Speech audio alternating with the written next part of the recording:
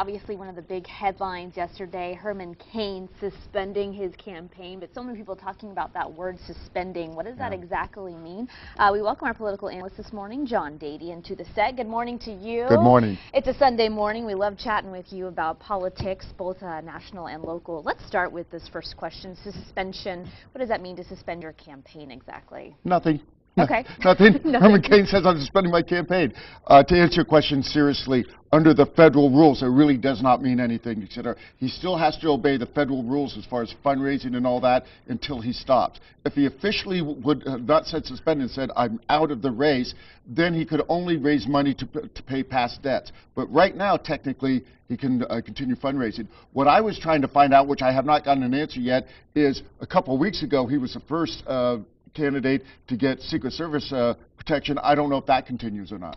John, we were waiting on live here yesterday. We thought it would go off at about 8:10, 8:15, the announcement. It didn't go off until about 11 o'clock yesterday. Yeah, here yesterday in California. Yeah, I mean, could there have been something working behind the scenes to delay this or to sort of orchestrate this announcement? Oh, absolutely. That's exactly what was going on. There were several signs that this was not a done deal right up until the last minute. He did call his fellow candidates, you know, in the morning. They were supposedly getting different signals from him, that type of thing.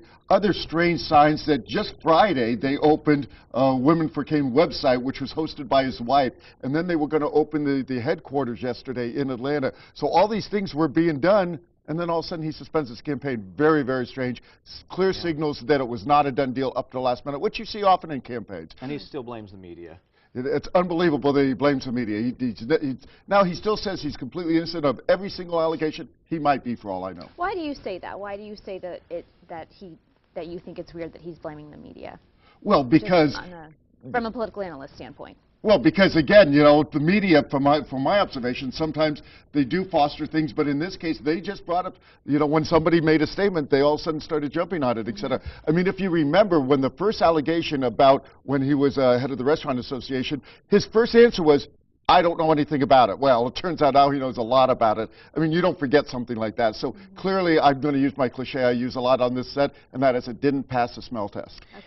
Feels like it's sort of the decade of political scandals. I mean, you go down the list, and it just seems like it's one right after the other. But what I think is interesting, and one thing we want to talk to you about this morning, is how some people recover and do just fine with some of these political scandals, and others don't so much. I mean, obviously, people are going to remember the Clintons, you know, and Bill Clinton, and some would argue that Bill Clinton doing just fine even after the scandal that he went through. What do you say to that? My theory is, in human nature, the American public for politics love to knock people off their pedestal, and once they do that, they like to forgive. Sometimes it takes longer than others, but yeah, Clinton is a classic example. Clinton is a classic example of while the scandals were going on, that he kept going up and down and kept recovering. But yeah, he's doing great, but there's been so many others. You know, the governor of New York, he completely got wiped out of office, but then he, you know, got a great gig on one of the cable networks. So you absolutely can recover. Sometimes it takes more time than others. Gingrich is an interesting one because Gingrich has, you know, this is his third wife. He has had some issues in the past politically, and here we see video of Newt. He is now emerging as a real contender, is he not? Absolutely. Does he have a target on him now? Sure he will. Anybody who's a front runner. But as far as scandals, the huge difference between Newt and several other scandals that we can point to is his were all personal, that he didn't break any laws and he didn't do anything as far as, you know, monetarily gaining, et cetera. When you look at Elliot Spitzer, I mean, that was several laws were broken. The governor of South Carolina going to Argentina, et cetera. You can't leave your state when you're the governor and leave nobody in charge. So Newt did not do that. It's all in his personal life, and I think people are going to forgive.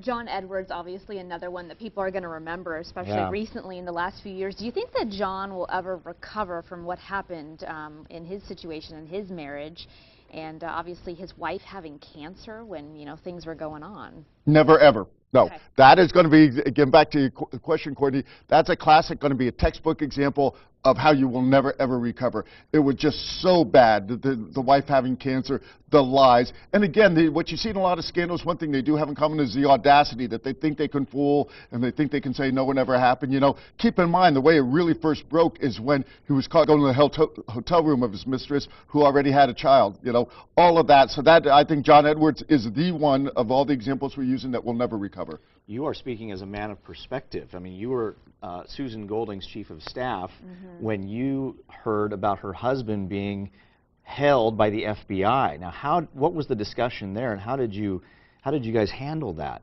It was very, very tough. It was from the time he was arrested through the trial, it was about a 1.5 year period.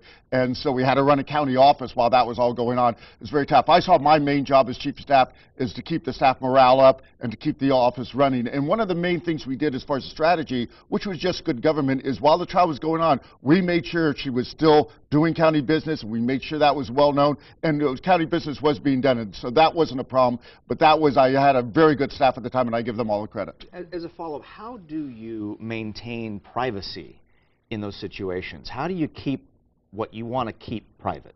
And you don't. And again, Jeff, you know one of my favorite phrases is the famous President Teddy Roosevelt says, in the arena. Once you get in the arena, you have to realize, which I don't think Herman Cain did, that you are giving that up. Clearly, Herman Cain's wife did not realize that, and you see that a lot with spouses. But you just don't. That is something in our type of system that you do give up. Everything gets out on the table at one point or another, right? All right, John Dadian, thank you so much. We appreciate you coming in.